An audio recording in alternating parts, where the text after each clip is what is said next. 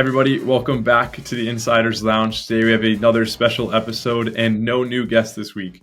Today is just going to be me. We're going to be doing something a little bit different to what we normally do. We're going to go more focused on a topic specifically. We're going to be focusing on building relationships and networking. It's something that I'm very passionate about and something that's helped me in my journey. So I thought, let me compile all my insights, learnings along the way. I've listened to many great podcasts, read many books on this topic specifically. So I thought I'd compile it all into one episode, and hopefully you can gain some sort of insight or some new piece of knowledge that you haven't heard before. So let's get into it. First section that I have here is called Network is Your Net Worth. So I know some people might actually hate hearing that, and it has a little bit of a negative connotation to it. But for me, one of the early decisions that I made, I sort of had a fork in the road, I guess you could say. One was to go to university, potentially play on the school soccer team, get a degree in business or sports management of some sort.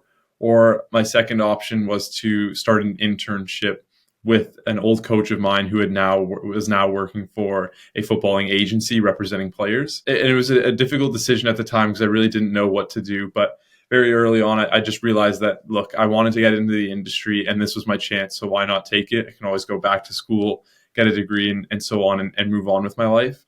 And when I made that decision, it was very clear that the value that I was going to get out of a university degree in terms of, look, university is a great opportunity to network, build a community with not only the friends around you that you're going to school with, but also with teachers, with lecturers. And then you have so many opportunities in and around a school environment to continue to grow your network from there.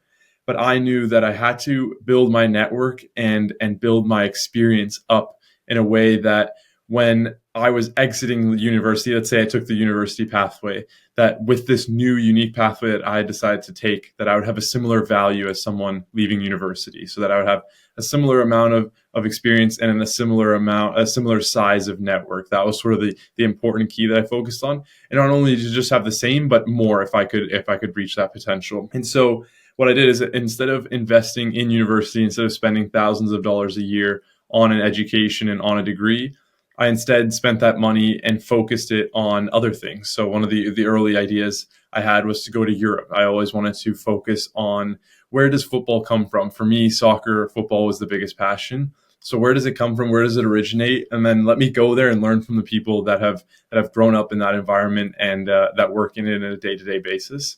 And so that's what I did. So I went to Europe. I went to 17 or 18 countries. I spent about 4 or 5 months over there. And one of my early focuses was to actually use it as a networking opportunity and build relationships while I was over there. So I would say about 3 months before I left, I focused on, okay, let me go on LinkedIn. LinkedIn was one of the number one tools that I used back then and that I still use today to grow my network, to build relationships online. And I started reaching out to people in all the cities that I was going to end up going to. It was just a simple message of, hey, I'm Chad. This is what I'm doing. I'm a bit young. I want to learn from you. I want to get into the industry. I'd love to take you for coffee. So I did that too. I think it was, we went to almost hundreds of cities by the end. It was probably in the 50 or 60 mark for cities. And I reached out to all the different cities, reached out to different agents, coaches, clubs, players, whoever was sort of involved in the industry, different executives. And I just asked them to go for coffee and learn about what they do and so on. And the experience that came from that was unbelievable. There was so much. So it was such a value add, and it made the trip worth it. So that was sort of the first initial point of me spending money or investing, like I like to say it, because it really was an investment for me in my network then at that point, rather than in an education or alternative that I could have spent that money towards. And that was a real focus from the beginning. All right, so I explained the example of why you should invest in your network, but I never actually gave the answer to what it means that your network is your net worth. So I think what we're trying to get at there, or at least my interpretation of this phrase, is that your network, the people around you, and then the relationships that you actually build within your network, can give opportunities that are much more valuable than money or a degree or something else that you can use as a certification. These can get you opportunities like just opening the door. I spoke recently with Connor Oniki from Utah Royals, and he spoke about sort of the opportunity of luck when it comes to your career. And he mentioned that he was sometimes lucky in getting an opportunity, but once he had the opportunity, he would really force his foot into the door, and then he would open up into the opportunity and prove himself. But I do think that when the door opens, you have to put your foot in. You get lucky. The door opens or it doesn't. Some people it opens for, some people it doesn't. And you just have to kind of keep hoping that you're around when the door opens. But once it does, you have to be ready to put your foot in. So I think this is where your network is your net worth, in terms of it's sometimes more valuable than any asset you can have.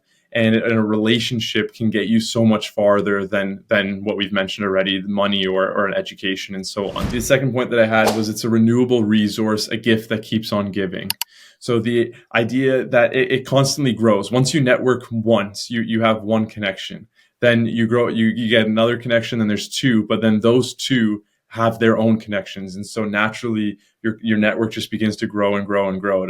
It'll never really stop unless you stop nurturing within your own network. I'll give you an example from the podcast. The podcast was always sort of my own networking tool that I used. So I have these public conversations that people can learn from. Many of these people I'm meeting, not necessarily for the first time in the recording, but we'll meet leading up to the conversation, and then we record the conversation. And now my entire network knows, hey, Chad interviewed blank. Now we know that Chad is that connection. And so when people ask me, oh, what are your metrics or what are your analytics behind the podcast? Many of that I don't actually care about because of the messages that I get during the week. Hey, Chad, I saw you had blank on. I'd love to chat with him, or I'd love to learn more about what he's doing.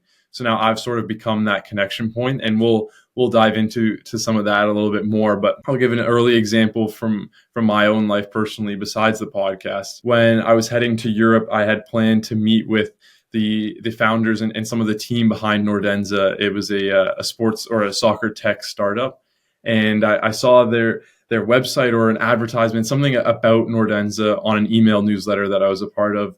I emailed the two co-founders, or I believe maybe just one of the co-founders, and he connected me with Florian Blukel, who's now one of my closest friends. I had the opportunity to work with him, but many months down the line, Florian and I ended up meeting in Germany while I was there.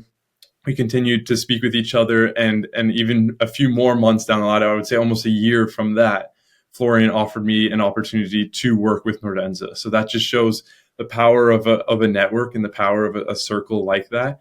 And it really does continue to grow, because now we've started a podcast under the Insiders Lounge called the Football Talent Show. That's with Adam and Yatzik, who I also both worked with at Nordenza. So it really just comes in a full loop. And this is all about nurturing your own network. If I didn't continue to devote time to Florian and speak with him and actually have the opportunity to go out, he doesn't live in Berlin or Munich or anything like this. He lives in a small town in Germany, in Bayreuth. So I had the opportunity to go and see him, spend some time with him, and really grow a real relationship. And then that slowly led to all these other opportunities that I just mentioned. So the third point under why we should network is that there's no barrier to entry. The real thing that I was getting at here is there's no cost. This isn't a sales pitch on why you should network because I'm going to sell you a service. Sure, there might be some cost into it. And like I explained earlier, I invested in terms of me wanting to travel and go out and meet new people. And that obviously costs money. I had to pay for flights. I had to pay for accommodation. I went to games. That's where all the scarves came from as well, obviously. So there is costs that come to it, but really you can do this on an extremely low budget, if not no budget. Many of us will have computers already, will have cell phones, and that's really all you need to get started in terms of networking. And we'll go back to sort of my first meaningful connection, my first opportunity that led me into working within the soccer industry was through an old coach of mine. So I grew up playing soccer from, 8, 9, 10 years old. And one of my greatest coaches I had his name was Felipe. He was an unbelievable coach. And so we kind of kept in touch. I followed him on Instagram, and we only really had him as our coach for 1 or 2 years. He was from Brazil. And many years down the line, I see him, I think it was during COVID. He was with all these different MLS players, with these top Brazilian professionals from all around the world, but specifically working in MLS. And so I reached out to him. I just said, hey, I love what you're doing. It's so cool to see that you've gone from sort of coaching some random Canadian kids in Niagara to now going on and working with all these professional Brazilian players. how do you do it? And I would love to have a chat sometimes whenever you get a chance. And that led me to then interning for him, and he gave me so many opportunities throughout that time to really start to build my network, which we'll get into later on. But that was really the start of everything for me in terms of working within the soccer industry. So I think that's a really important part of the conversation today that I want to instill in all the listeners and the audience themselves, that there really is no entry barrier. So the opportunity is open to anyone to start networking, and you can start right now. There's no limitation. There's nothing holding you back. So I encourage everyone to at least think about this and focus on it, as there's so many opportunities. And like we already discovered, your network really is your net worth. There's so much value to this. So why not try? All right. So now that we've covered the first section, that your network is your net worth, it's a renewable resource, that the gift that keeps on giving. And the third is that there's no barrier to entry. And I'll get into the second part on how you actually approach networking and what does that look like. And a lot of this, before I get into any of it, a lot of it came from Shaan Puri from My First Million. And it focuses on Noah's Ark and the framework and story behind it. Okay, so the first principle is the flood is coming, build it before you need it. So build your network before you need it. And I think if I go to an example of myself personally, I'll go back to the agency when I was working with Felipe as an intern. And one of the first things I realized, I didn't really have a network. So I didn't have anything to look back at or people to reach out to help kind of initiate those first results. And so I did a lot of outreach. I was emailing different clubs, different scouts, different front office staff, in order to garner attention, not only for our agency, but also see what were they recruiting and what were they looking for. And a lot of this sort of outreach at the beginning was very transactional. It was me trying to not necessarily make money, but me to try and get players to go to their team and so on. And this reputation doesn't work well in the long run. Many people don't appreciate people just reaching out, cold emailing, cold calling. This is why even when I discuss today with different companies, when I'm consulting on sort of a marketing and partnerships focus, one of the main things I say is the importance of organic relationships. And that's avoiding this. You want to build networks and build relationships before you actually need them. And so when we go back to that agency side of things, my perspective on this really flipped when I went to Europe, because as soon as I had sort of left the agency realm in terms of constantly asking clubs for what they were looking for or trying to send players that they might appreciate, and when I went to Europe, my perspective flipped into just building organic relationships. It was me naturally reaching out purely out of curiosity. I think that was one of the main focuses of just, look, I'm curious. I want to learn more about what you do and what you're focused on. And I'd love to take you for coffee. That was kind of my approach for most people. And that worked much, much, much, much more of the time, because people actually appreciate wanting to start a genuine relationship. And still to this day, these are people that I speak to, that I reach out to. I spoke about my opportunity with Florian and the time that I had spent with him and all the things that have come from that. So the first step is always build your relationships before you need them. And even if it is something where you have an opportunity, a sales position, whatever that is within the industry, and you don't feel prepared with the relationships that you already have, you can start to build relationships organically without having the focus of making them transactional. So purely just going out of let's take the soccer industry as an example. If you want to work in the soccer industry, it's most likely because you enjoy soccer and football is a passion of yours.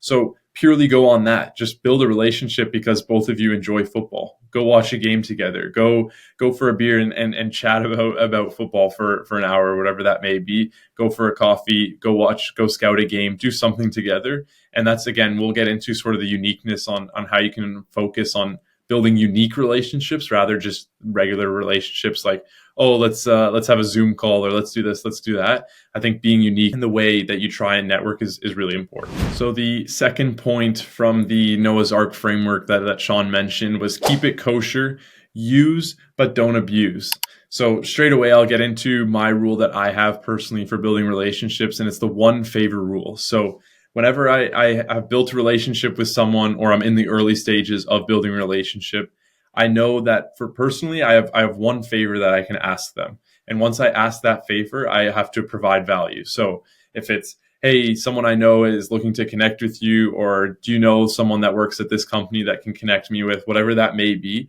once that favor is used up, then you have to consistently provide value right after that. And it doesn't have to necessarily be instant, but just the next time you interact with that person, it has to be either from a relationship building standpoint. So let's say they're a Liverpool fan and you send Liverpool had just won the Carabao Cup or the Champions League or whatever that may be, and you send them a quick message just saying, hey, congrats, I know you're a Liverpool fan. It's great to see that they won. So it can be something like that where you're just building on the relationship that you already have. Or B, it has to provide value. Hey, I saw this was a unique opportunity for you. I'd love to connect you with this person. Maybe there's something there for you guys.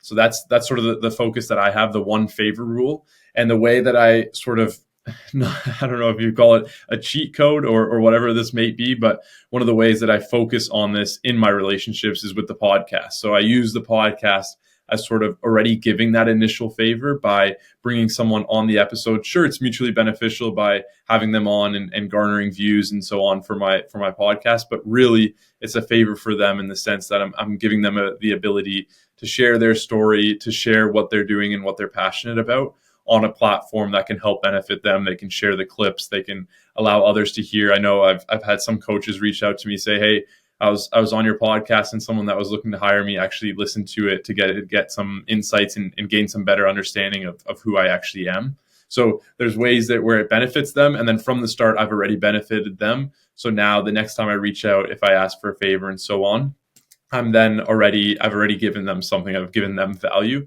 And that's where it can sort of sound like it becomes transactional, but really in the day-to-day, I think it comes down to your personality. My personality is not, oh, I'm looking to build a relationship with this person so that I can one day ask them for a favor. I don't really look at it like that. I think it just comes naturally when you can even look at a childhood friend. Naturally, one day, so they might know someone that can help you get a job when you're young, when you're in high school and so on. So I think this is just that, but in the industry that you're working on and actually putting a focus towards it. And I think the sort of the second part of that is then valuing that favor that you might ask. Someone might reach out to you and say, hey, I heard you know this person. Can you reach out to them for blank? You have to make sure that the value of that request is worthwhile. So if I do help them, then can that person then help me with something else? And is that useful? Because that might be your one and only favor that you ask for. And if that is, then was it really worth doing that? Or is there something that could be used in a more beneficial way for yourself as well as for them? So I think that's sort of an important focus to really value, okay, is this favor worth asking? Okay, the third point under how to network with Shaan Puri's inspiration from the Noah's Ark story is two of everything. So there's obviously two of every animal in the ark. And it's the idea of networking within your network. And I think this is something important that I really focus on from the start. And I think I'll mention it again later on down the line. But the sort of the two first things that I focus on when I meet anyone is, okay, what is their problem that they're trying to solve in the immediate future or in the present? And how can someone in my network solve it? So if I'm not the person that's able to solve it, do I know someone that can help send them in the right direction or help solve their problem? So that's the first thing I focus on. And then the second is, how can we relate to each other? So is there a cultural relation? Did we grow up in a similar area? Do I know something about their culture that maybe others don't know?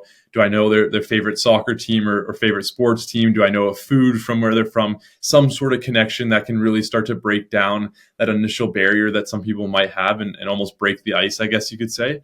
And so the first part of that is finding the solution to their problem. And so sort of being that middleman.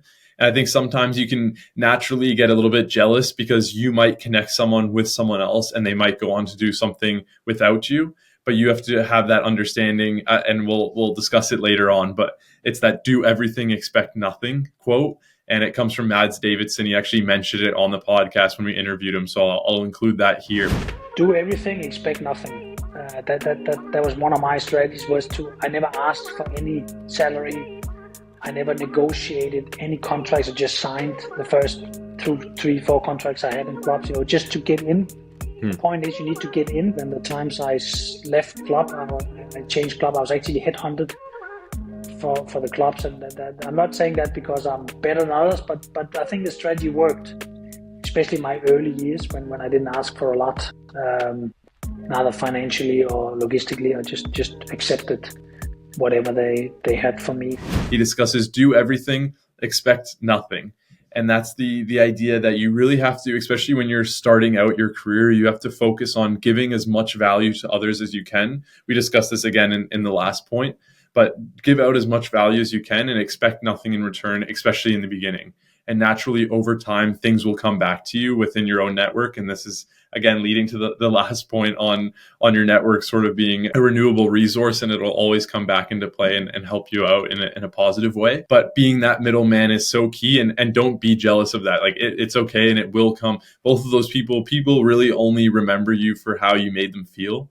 And so if your first initial reaction or just any interaction with them was connecting them to someone that solved their problem, then great. And that'll come back in time. Just be patient and continue to do so. And then naturally it grows your network. I know for the podcast specifically, if we're discussing that, this sort of publicly displays my network, and it allows other people in the relationships that I've already built to reach out and say, hey, I saw you had this person on the podcast. I'd love to connect with them.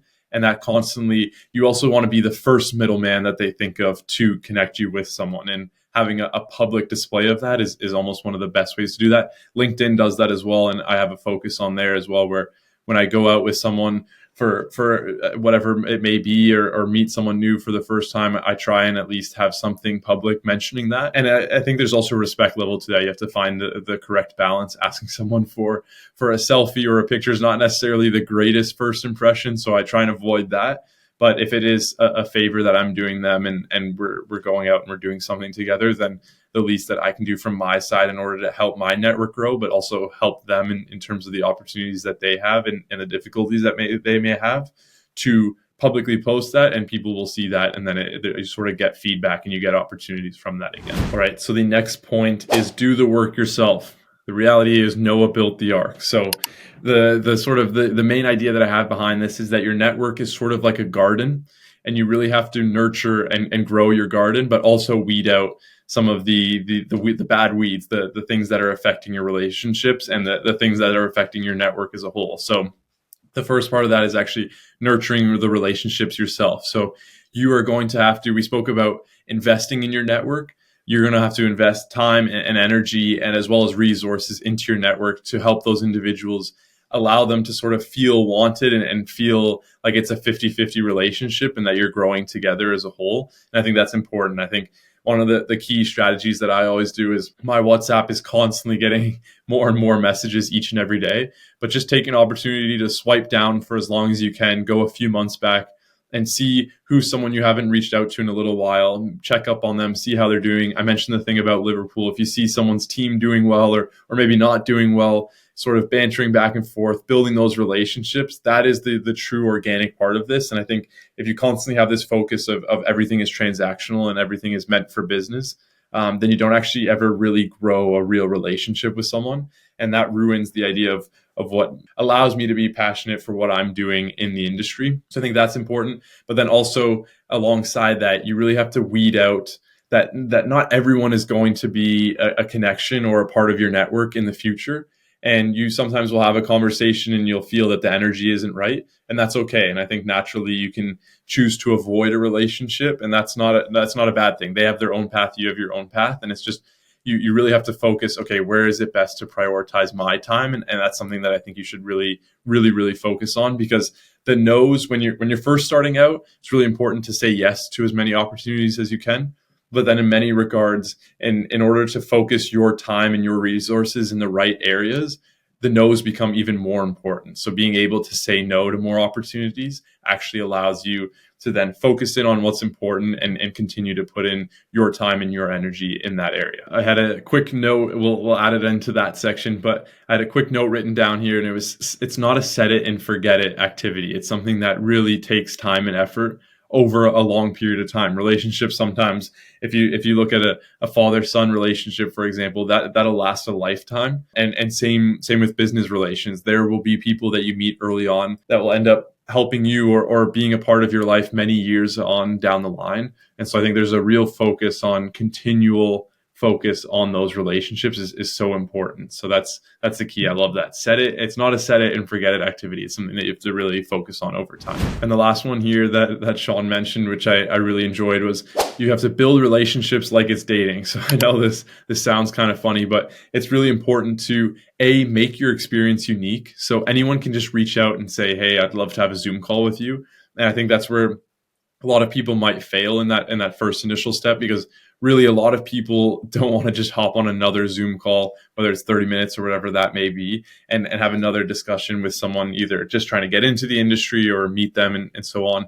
You really want to make that first experience unique. And that's why I love the approach from the podcast point of view, where my first sort of ask or interaction with someone can be, hey, would you like to come on my podcast and be a guest, and we'll record our conversation together.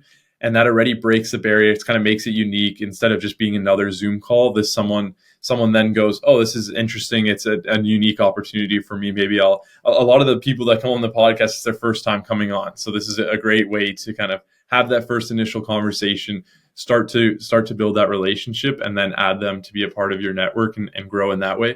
So I think that's really important, but also the focus on building genuine relationships. We just discussed that, and finding unique ways to build that relationship. So I discussed the idea of knowing their culture, knowing their background, knowing their family. These are a lot of the questions that we have on the podcast. And it's many of the questions that even if I meet you in real life or away from the podcast online, a lot of the questions I ask these people are purely about those things that they actually care about, their family, their friends, what they're genuinely interested in besides football, and then connecting with them on a cultural standpoint and getting a better understanding of who they actually are. I think that's where you start to build relationships rather than just another transactional, not friendship, but someone that you know, right? You don't want it just to be someone, oh, great, you have their WhatsApp number or their email. That doesn't really help. But building a true, genuine relationship in something that you're both passionate about, there's truly nothing better about that. And that's what makes me excited. That's what I enjoy. All right. So the last few points that I wanted to cover here is the quote that I already discussed by Mads Davidsen. We'll add the clip in if we haven't already, but it's do everything, expect nothing. I think that's a great starting point no matter where you are in your career journey. And it's the focus on doing as much as you can for others and expecting nothing in return. That continual positive energy, the continued smile, it's something that I'm really passionate about and something I focus on.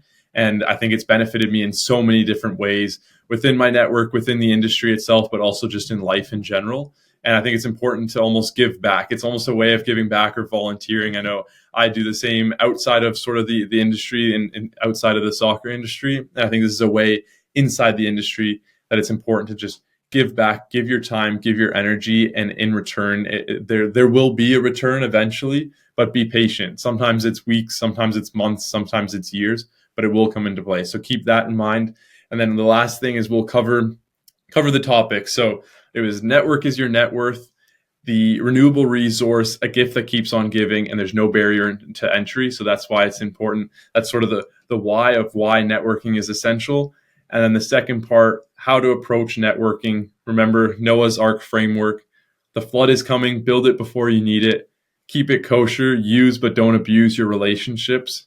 There's two of everything. Network within your network. Pair people up. Fourth is do the work yourself. Authentic, personalized connections are the most important. And the last is build relationships like you're dating. Take time and find common ground. So if you guys enjoyed this new style of podcast, a little bit of a new idea from my end, please let me know what you think. Leave a comment down below, leave a review, send me a message, whatever works best for you. I'd love to hear your thoughts on the conversation today. Feel free to like, share, and subscribe on YouTube. If you're on Apple Podcasts or Spotify, feel free to leave us a review. It helps a lot in terms of the algorithm and growing the show and allowing others to view our episodes and see what we're doing here. But enjoy your week. I hope you enjoyed the episode, and we'll speak soon. Thanks.